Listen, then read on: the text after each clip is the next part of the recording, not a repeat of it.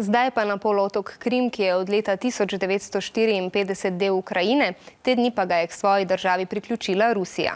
Na Krimu sta še vedno tako ukrajinska kot ruska vojska in včeraj je v trenjih umrl ukrajinski vojak. Napetost na polotoku pa se je danes še stopnjevala.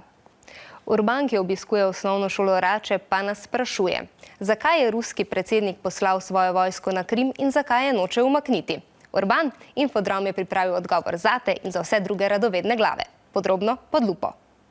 Ko je razpadla Sovjetska zveza, v kateri je bilo več republik, med njimi tudi Ukrajina s polotokom Krim in Rusija, sta Rusija in Ukrajina podpisali dogovor. V njem je bilo zapisano, da ima lahko Rusija na Krimu še vedno svojo vojsko. V dogovoru so zapisali tudi, da ima lahko ruska mornarica oporišče na Krimu.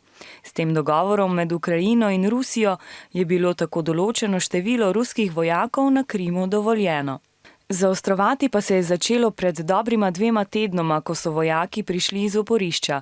Poleg tega pa je Rusija na Krim napotila še dodatno število vojakov. Ruski predsednik je rekel, da želi s tem zavarovati rusko prebivalstvo na polotoku. Več kot 60% krimskega prebivalstva ima namreč ruske korenine.